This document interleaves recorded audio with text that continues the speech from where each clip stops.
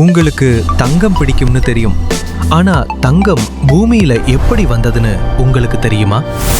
நிறைய பேர் பூமிக்கு அடியில தங்கம் வளர்றதா நினைக்கிறாங்க. அது உண்மை அல்ல.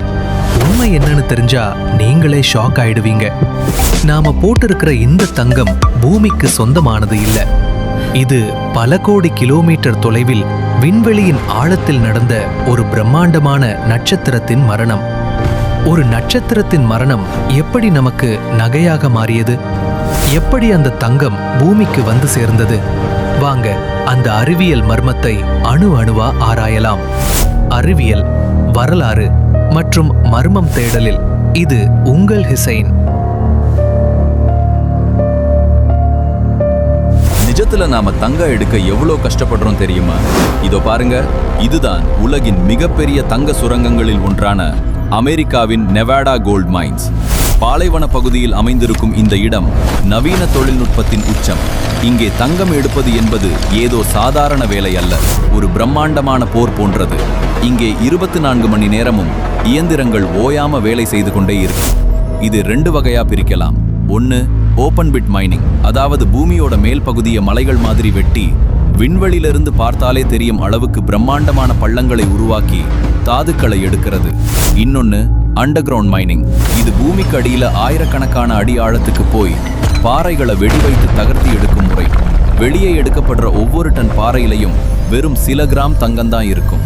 அதை எடுக்க பாறைகளை சிறு துகள்களா ஆக்கி சயனைடு போன்ற வேதிப்பொருட்களை கொண்ட தண்ணீருடன் கலந்து பல நாட்களுக்கு லீச்சிங் எனப்படும் செயல்முறைக்கு உட்படுத்துவாங்க. பிறகு இந்த தாதுக்களை சுத்திகரிக்க பிரம்மாண்டமான சுத்திகரிப்பு ஆலைகளே உள்ளன.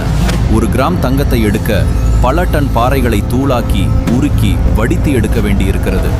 வருஷத்துக்கு லட்சக்கணக்கான அவுன்ஸ் தங்கம் இங்கிருந்து கிடைக்குது. ஆனா இவ்வளவு உழைப்பையும் நவீன தொழில்நுட்பத்தையும் பயன்படுத்தி பூமியின் ஆழத்திலிருந்து தோண்டி எடுக்கும் இந்த தங்கம் உண்மையில் பூமியில் தானாக உருவானது அல்ல. பூமி உருவான போது இந்த தங்கம் இங்கில்லை. அப்படியானால் இது எப்படி இங்க வந்து சேர்ந்தது? இவ்வளவு கடினமான உழைப்புக்கு பின்னால் இருக்கும் அந்த விண்வெளி ரகசியத்தை அடுத்த பகுதியில் நாம் விரிவாக அலசுவோம். பூமியின் சுரங்கங்களை விட பல மடங்கு பிரமிக்க வைக்கக்கூடிய அந்த நட்சத்திரங்களின் கதையை தெரிந்து கொள்ள தயாராகுங்கள். இந்த வீடியோ உங்களுக்கு பிடிச்சிருந்தால் மறக்காமல் ஒரு லைக் கொடுத்து எங்களை ஊக்குவியுங்கள்.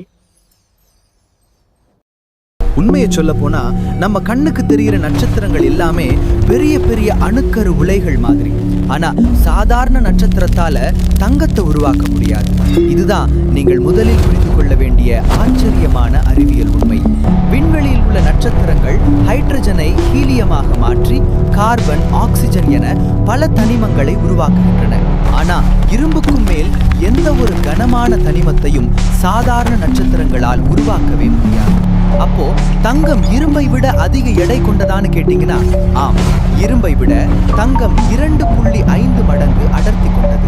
அதாவது 1 கிலோ எடை கொண்ட இரும்பையும் அதே அளவில் அதே வடிவத்தில் தங்கத்தையும் எடை போட்டு பார்த்தால் தங்கம் 2.5 கிலோ இருக்கும்.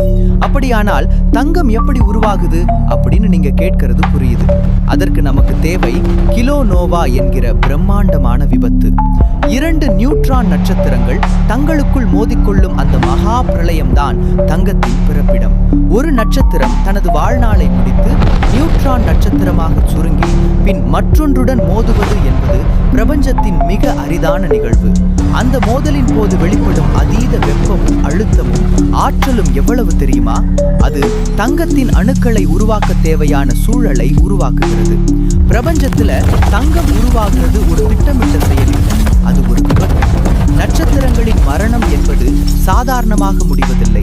அது பிரபஞ்சத்தின் விலைமதிப்பற்ற பொக்கிஷங்களை உருவாக்கும் ஒரு தொழிற்சாலையாக செயல்படுகிறது. இன்னும் சொல்ல போனால் நட்சத்திரங்கள் செத்து போகும்போது விட்டுட்டு போற எச்சம்தான் இந்த தங்கம். அந்த பிரம்மாண்டமான மோதல்களில் சிதறிய தங்கம் துகள்கள் தான் விண்வெளியில் பரவி பின்னாளில் நமது பூமி உருவாகும் போது அதனுடன் சேர்ந்து வந்து விழுந்தன. நாம் அணிந்திருக்கும் தங்க மோதிரத்திற்கு பின்னால் பல கோடி ஒளி ஆண்டுகளுக்கு அப்பால் நடந்த ஒரு நட்சத்திரத்தின் மரண சாசனம் ஒளிந்திருக்கிறது என்று சொன்னால் அது மிகையல்ல.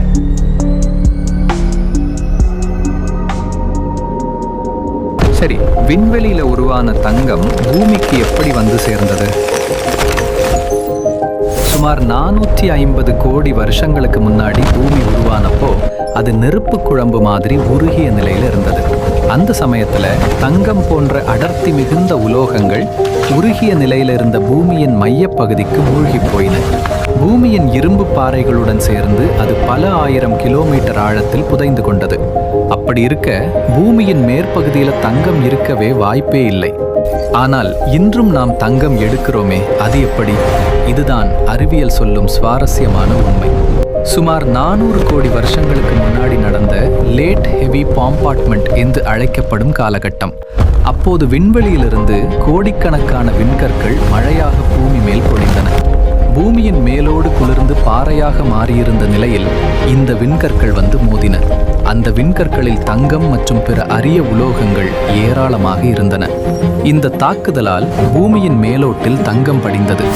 நாம் இன்று தோண்டி எடுக்கிற ஒவ்வொரு கிராம் தங்கமும் பூமியின் மையத்திலிருந்து வந்தது அல்ல. விண்வெளியிலிருந்து வந்த அந்த விண்கற்கள் பூமிக்கு வழங்கிய பரிசுதான் இந்த தங்கம்.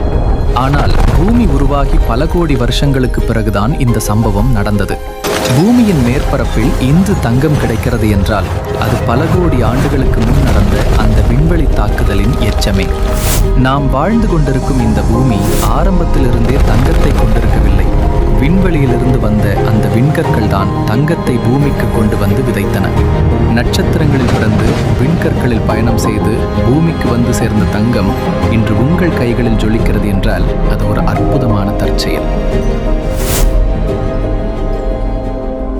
தங்கம் ஏன் இவ்வளவு விலை உயர்ந்ததா இருக்கு? பூமி முழுக்க ஏன் தங்கம் கொட்டி கிடக்கல? இதற்கு முக்கியமான 3 காரணங்கள் இருக்கு. முதலாவது, தங்கம் இந்த பூமியில் மிக மிக அரிது.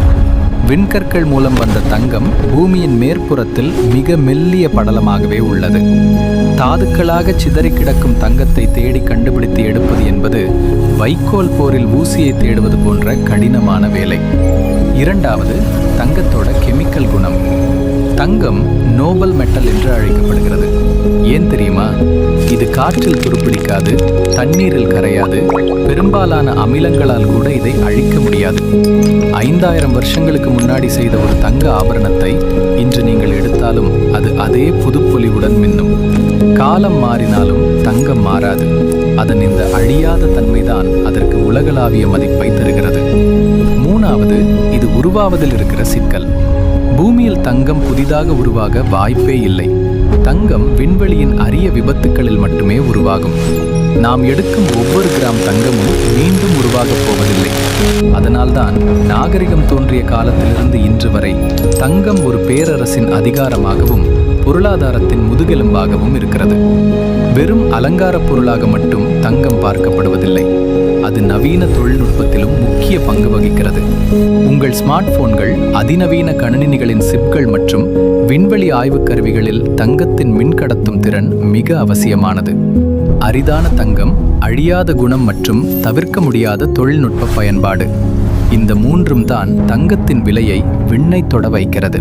இது வெறும் உலோகம் அல்ல, இது மனிதகுலத்தின் பொருளாதாரத்தின் ஆணிவேர்.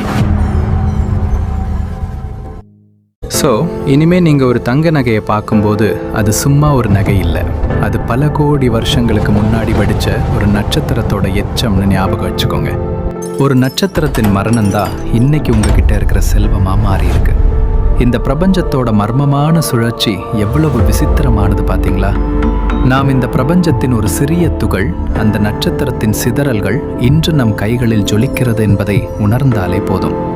இந்த தகவல் உங்களுக்கு புதுசா இருந்தா மறக்காம இந்த வீடியோவை லைக் பண்ணுங்க, உங்க நண்பர்களுக்கும் ஷேர் பண்ணுங்க. தங்க நகை ஆசைப்படுகிறவர்களுக்கு அது எவ்வளவு அரிதான ஒரு நட்சத்திர பரிசு என்பதை புரிய வையுங்கள்.